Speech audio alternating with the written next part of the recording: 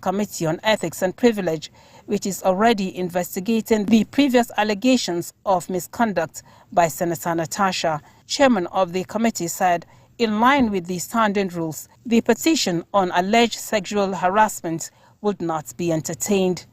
I can understand why she's not here. She's probably not here on the order of her lawyers. The petition she presented today is actually dead on arrival.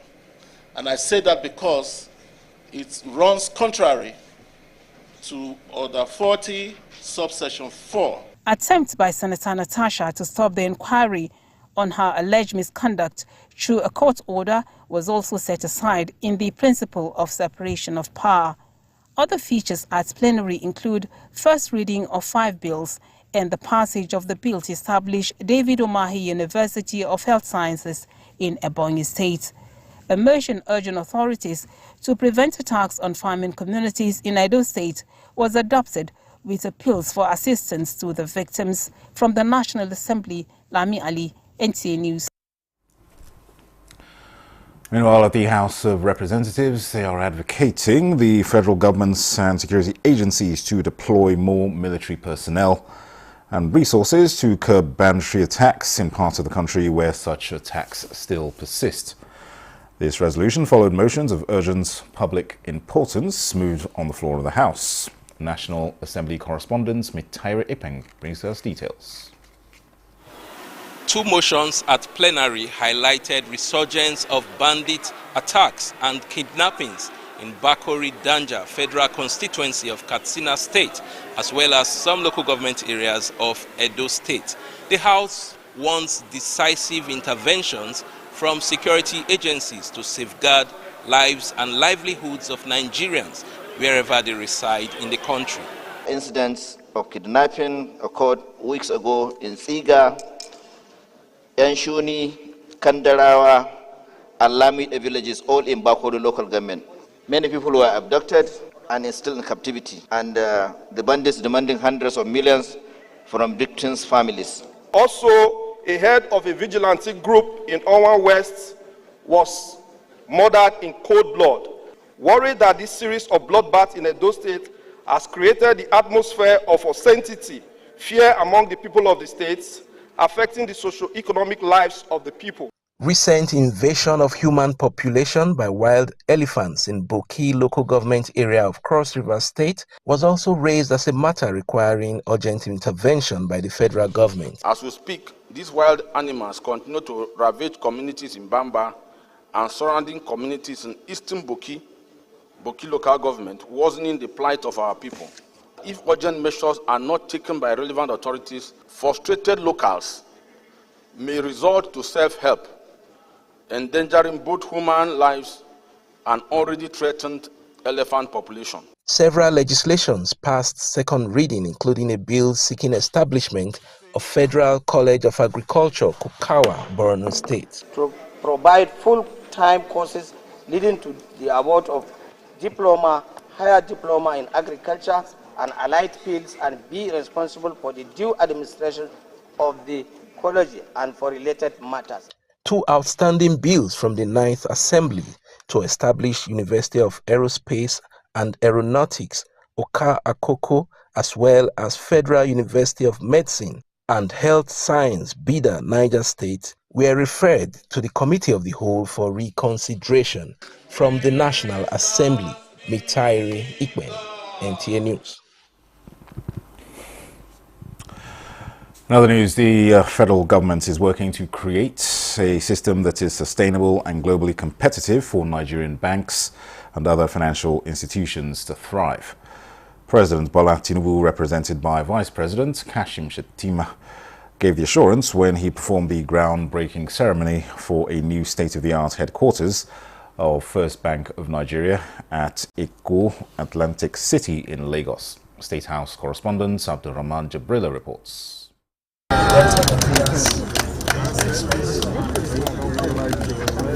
Vice President Kashim Shettima is the special guest at the groundbreaking ceremony.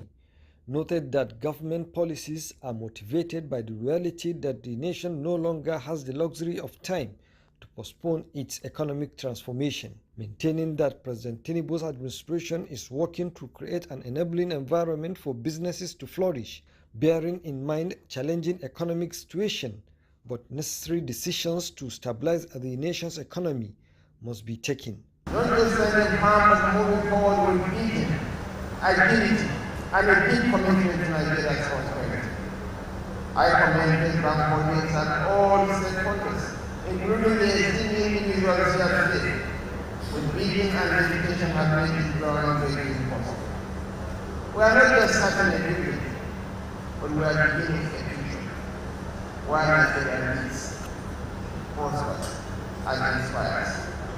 And so it is no longer surprising that Lagos and First Bank continue to share in that long, over 13 decades of history, of culture, of belief, of sheer size and vision. A 47-story building is not just a building, it's a strength, it's a power of possibility, it's a sheer mind of you can dream, you can see, you can envision, you can innovate. It's what is all put in there. It's a building of the future, it's not a building for today. The eco-friendly, technologically advanced structure aims to set new standards in sustainable banking practices across Africa. From Lagos, Abraham Jibrila, NTA News. Watching the news desk or News at 11 on NTA News 24. We'll have a short break. More reports in a moment. The National Environmental Standards and Regulations Enforcement Agency, NESRA, in collaboration with Occitane Africa Investment, cordially invites you to the one-day Stakeholders Engagement Workshop on the National Industrial Decarbonization Program, NIDP. Under the distinguished chairmanship of the Chairman, NESRA Governing Council, Honorable Garba Dati Mohammed. Special guest of honor, Honorable Minister of Environment, Malam Balarabi Abbas Lawal. Date, Thursday, 6th of March 2025. Time, 10 a.m. Venue, NAF Conference Center, Jahi Kadu, Abuja. Let us work together to abate emission in our industrial processes. Announcer, Dr. Innocent Bariko, Director General, CEO, NESRA. شهر رمضان الذي أنزل فيه القرآن.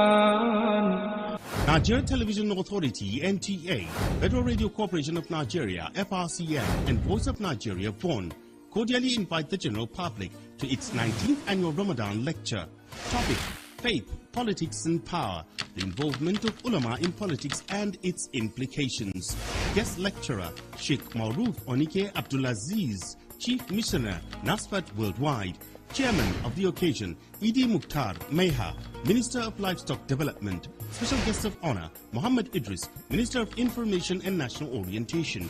Royal Father of the Day, His Highness Mala Ahmed Nuhu Bamali, Emir of Zazzau. Chief host, His Excellency Malam Ubasani, the Executive Governor, Kaduna State. Host, Malam Salihu Abdul Hamid Dembos, Director General, NTA. Dr. Muhammad Bulama, Director General, FRCN. Malam Jibril Babandachi, Director General, Voice of Nigeria. Venue, Lumana Multipurpose Center, River Close, off Jabi Road East, off Sultan Road, Kaduna. Date, 8 March 2025. Time, 9 a.m. Inshallah. For partnership or advert placement. Announcer, Organizing Committee.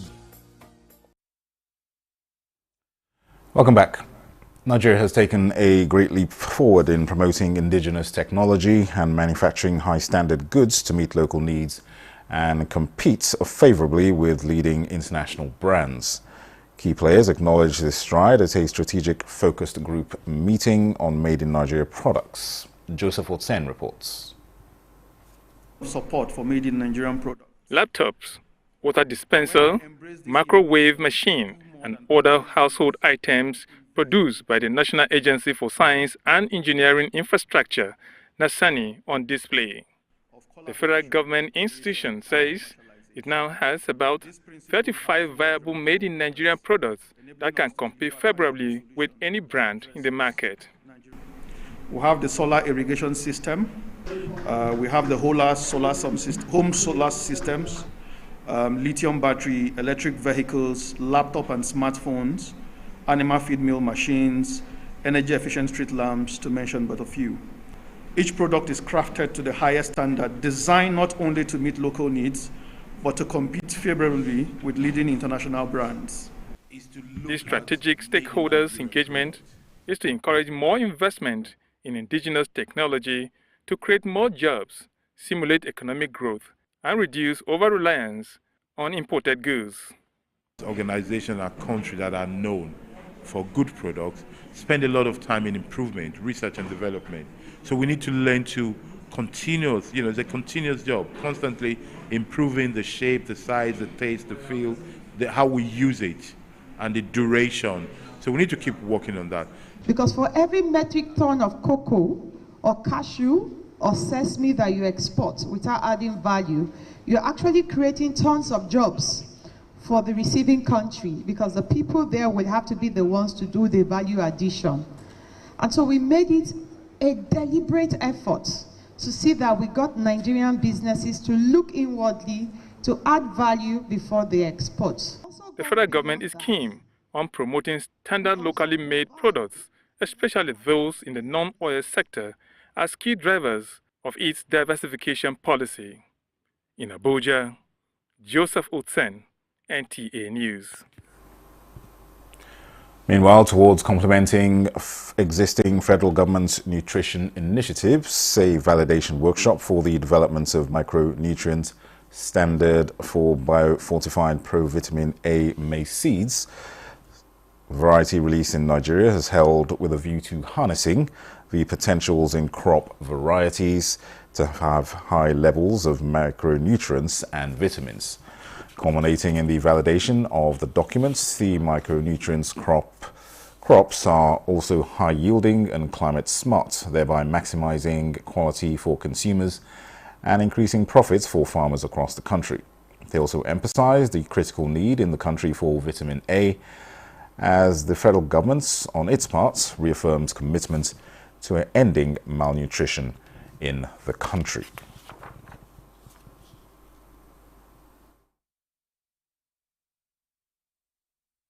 Let us once again be very objective, open-minded, even as we go through this document, which we believe will set a wonderful standard to our nation in fighting malnutrition.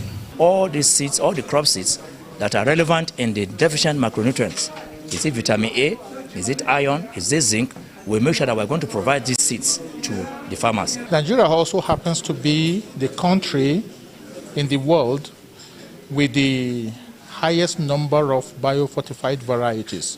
We want to ensure that what we release to our farmers in terms of variety, they are the best that are available. Absence of vitamin A can reduce the cognitive development in children, thereby bringing retardation in their level of education or understanding things.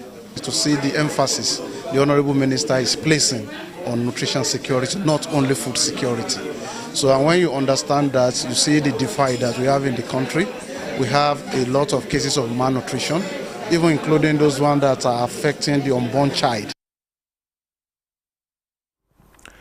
Nigeria has been granted the status of a key stakeholder in the European Bank for Reconstruction and Development, which has a capital base of more than 10 billion euros. This came as the Minister of Agriculture and Food Security hosted a delegation from the bank in Abuja. Details with Musa Baba Aliu. This is a delegation from the European Bank for Reconstruction and Development.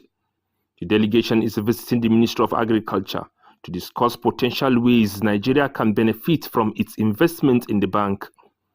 Last week, Nigeria received approval from the bank to join the group of 77 shareholders. The leader of the delegation informed the minister about the specific areas the bank will focus on regarding Nigeria's agriculture and rural infrastructure. And then once Nigeria becomes a country where we can operate and invest in as the next step, we can, really leverage our whole balance sheet in the private sector and the public sector to support projects from small-scale farmers here in the agriculture ministry through banks, but also large aggregators and companies in Nigeria, to also some selected infrastructure investments with the government and the states in Nigeria. Abubakar Kyari elaborated on the various programs and policies being implemented by the current administration to enhance food security and promote rural development. He mentioned that President Tinubu has approved a recapitalization of the Bank of Agriculture. Happy to announce, and which was passed by the National Assembly and also assented to by Mr. President, is the provision of 1.5 trillion to the Bank of Agriculture, which is equivalent to about $1 billion in 2025. That will be the game changer, I believe, in terms of financing. He stated that the ministry intends to leverage its status as a stakeholder in the European Bank to pursue additional partnership with the European Union. Musa Baba Aliyu, NTA News. The Global Integrity Crusade Network, GICN, has retracted allegations of corruption and unwholesome activities made against Guaranty Trust Bank Limited and its top management. The allegations were part of a private investigation report presented to the media on October 3rd, 2024. According to GICN President Edward Omaga, the facts and documents relied upon to compile the report were baseless and did not accurately represent the bank's affairs. Omaga acknowledged that the bank operates in line with the highest standards of compliance and due process, and that the issues raised about unsolicited accounts openings and profits declaration were unnecessary. The retraction comes after GICN realized that Guaranty Trust Bank Limited and its management are not under any financial or regulatory scrutiny in Nigeria or abroad, contrary to their previous claims. The group has also apologized for misleading the public and has also tendered an unreserved apology to the bank's Group Chief Executive Officer, Segun Julius Agbaji. In a move to set the record straight, GICN has withdrawn the private investigation report and all court cases related to the matter. And that concludes the news at 11 on NTA News 24. Thank you for watching. I am Dennis Adigunloye. Have a good night.